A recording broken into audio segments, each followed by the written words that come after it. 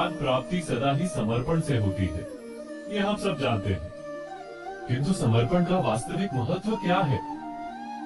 क्या हमने कभी विचार किया? मनुष्य का मन सदा ही ज्ञान प्राप्ति में विभिन्न बाधाओं को उत्पन्न करता है। कभी किसी अन्य विद्यार्थी से ईर्ष्या हो जाती है, कभी पढ़ाए हुए पाठों पर संदेह जमता है, और कभी गुरु द्वारा दिया गया दंड मन को अहंकार से भर देता है। नहीं, क्या ऐसा नहीं होता? न जाने कैसे कैसे विचार मन को भटकाते हैं, और मन की इसी अयोग्य स्थिति के कारण हम ज्ञान प्राप्त नहीं कर पाते। मन की योग्य स्थिति केवल समर्पण से निर्मित होती है। समर्पण मनुष्य के अहंकार का नाश करता है, ईर्ष्या, महत्वाकांक्षा आदि भावनाओं को दूर कर हृदय को शांत करता है और मन को एकाग्र करता है। वास्तव में ईश्वर की सृष्टि में ना ज्ञान की मर्यादा है, ना ज्ञानियों की। गुरु दत्तात्रेय ने तो गाय और श्वान से भी ज्ञान प्राप्त कर लिया था। अर्थात विषय ब्रह्म ज्ञान का हो, या जीवन के ज्ञान का, या गुरुकुल में प्राप्त होने वाले ज्ञान का, उसकी प्राप्ति के लिए गुरु से अधिक महत्व है उस गुरु के प्रति हमारा समर्पण। क्या ये सत्य नहीं?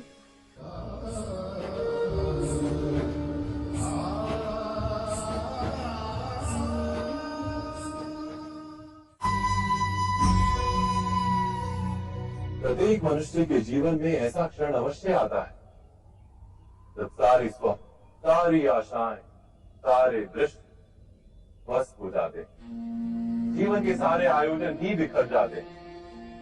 एक और धर्म होता है और दूसरी ओर सुख। किसी को धर्म संकट होते, जब धर्म का वहन ही संकट हो, और धर्म का त्याग ही सुख हो। विचार कीजिए, कभी किसी स्वजन के विरुद्ध सत्य बोलने का अवसर प्राप्त हो जाता है, कभी ठीक दरिद्रता के समय सरलता से चोरी करने का मार्ग प्राप्त हो जाता है, कभी किसी शक्तिशाली राजनेता या राजा के कर्मचारी का अधर्म प्रकट हो जाता है। सबके जीवन में ऐसी घटना बनती ही रहती है। अधिकतर लोग ऐसे किसी क्षण को धर्म संकट के रूप में जान ही नहीं पाते। हमें किसी प्रकार के संघर्ष का अनुभव ही नहीं होता। सहजता से सुख की ओर खींचे चले जाते हैं, जैसे मक्खी गुड़ की ओर खींची चली जाती। वास्तव में धर्म संकट का क्षण ईश्वर के निकट जाने का क्षण होता है। यदि हम संघर्षों से भयभीत ना, सुख की ओर आकर्षित ना, अपने धर्म पर दृढ़ रहे, तो ईश्वर का साक्षात्कार दूर नहीं।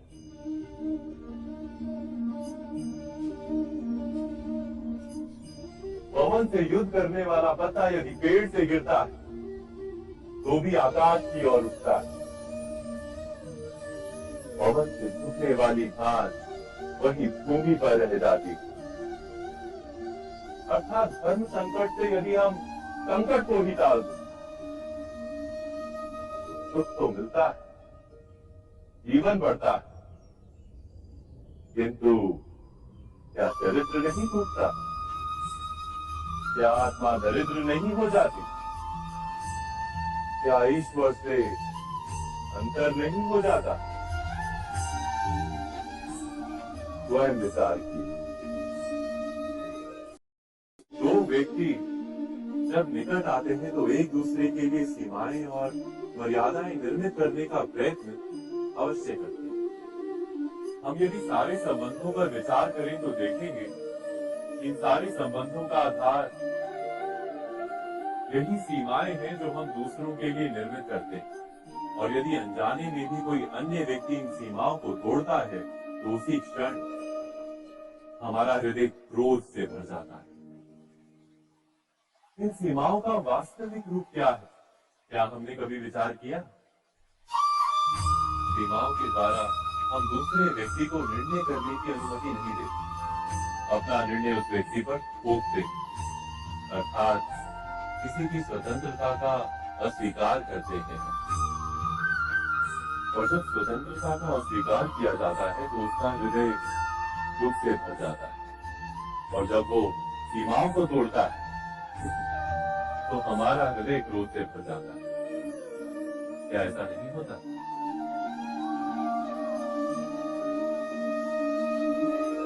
और यदि एक दूसरे की स्वतंत्रता का सम्मान किया जाए तो किसी मर्यादाओं या सीमाओं की आवश्यकता ही नहीं होती। अर्थात जिस प्रकार स्वीकार किसी संबंध का देह है, क्या वैसे ही स्वतंत्रता किसी संबंध की आत्मा नहीं? स्वयं विचार की। सबके जीवन में ऐसा प्रसंग अवश्य आता है कि सत्य कहने का निश्चय होता है हृदय में, किंतु मुख से सत्य निकल नहीं पाता। कोई भय मन को घेर लेता है। किसी घटना अथवा प्रसंग के बारे में बात करना, या फिर स्वयं से कोई भूल हो जाए उसके बारे में कुछ बोलना, क्या ये सत्य है? नहीं, ये तो केवल तथ्य है। अर्थात जैसा हुआ था वैसा केवल बोल देना सामान्य सी बात है। किंतु कभी कभी उस तथ्य को बोलते हुए भी भय लगता है। कदाचित किसी दूसरे की भावनाओं का विचार आता है मन, दूसरे को दुख होगा ये भय भी शब्दों को रोकता है। तो ये सत्य क्या है? क्या हमने कभी विचार किया है? जब भय रहते हुए भी कोई तथ्य बोलता है तो वो सत्य कहलाता है। वास्तव में सत्य कुछ और नहीं, केवल निर्भयता का दूसरा नाम। और निर्भय होने का कोई समय नहीं होता, क्योंकि निर्भयता आत्मा का स्वभाव है। अर्थात क्या प्रत्येक क्षण सत्य बोलने का क्षण नहीं होता?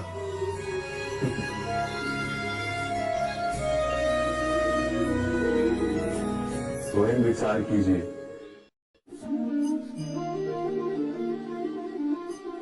श्रेष्ठता का क्या अर्थ है? श्रेष्ठता का अर्थ है दूसरों से अधिक ज्ञान प्राप्त करना। अर्थात मूल्य इस बात का नहीं कि स्वयं कितना ज्ञान प्राप्त किया, मूल्य इस बात का है कि प्राप्त किया हुआ ज्ञान अन्य लोगों से कितना अधिक है। अर्थात श्रेष्ठता की इच्छा ज्ञान प्राप्ति को भी एक स्पर्धा बना देती है, और स्पर्धा में विजय अंतिम कब होती है?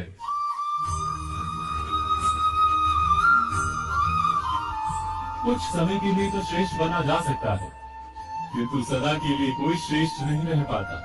फिर वही असंतोष, पीड़ा और संघर्ष जन्म लेता है।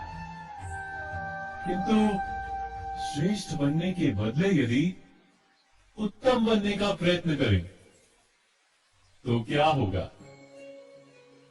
उत्तम का अर्थ है कि जितना प्राप्त करने योग्य है वो सब प्राप्त करना, किसी से अधिक पाने की इच्छा से नहीं, मात्र आत्मा की तृप्ति हेतु कुछ प्राप्त करना।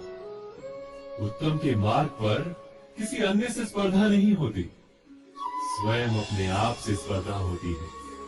अर्थात उत्तम बनने का प्रयत्न करने वाले को देर अबेर सारा ज्ञान प्राप्त हो जाता है, बिना प्रयत्न के ही वो श्रेष्ठ बन जाता है। किंतु जो श्रेष्ठ बनने का प्रयत्न करता है वो श्रेष्ठ बने या ना बने, उत्तम कभी नहीं बन पाता।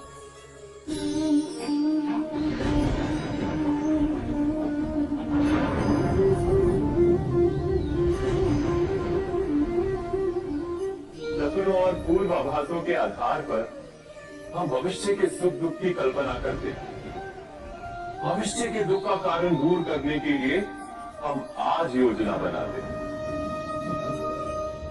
किंतु कल के संकट को आज निर्मूल करने से हमें लाभ मिलता है या हानि पहुंचती है, ये प्रश्न हम कभी नहीं करते। सत्य तो ये है कि संकट और उसका निवारण सात जन से, व्यक्ति के लिए भी और सृष्टि के लिए भी।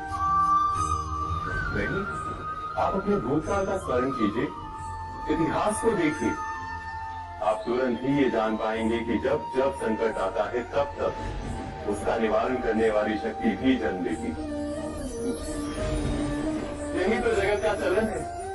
वस्तुतः संकट ही शक्ति के जन्म का कारण है। प्रत्येक व्यक्ति जब संकट से निकलता है तो एक पद आगे बढ़ा होता है, अधिक चमकता है, आत्मविश्वास से अधिक भरा होता है, न केवल अपने लिए अपितु विश्व के लिए भी। क्या ये सत्य नहीं? वास्तव में संकट का जन्म है एक अवसर का जन्म, अपने आप को बदलने का, अपने विचारों को ऊंचाई पर करने का अवसर, अपनी आत्मा को बलवान और ज्ञान मंडित बनाने का। जो ये कर पाता है उसे कोई संकट नहीं होता, किंतु जो ये नहीं कर पाता वो तो स्वयं एक संकट है विश्व के लिए। विचार कीजिए।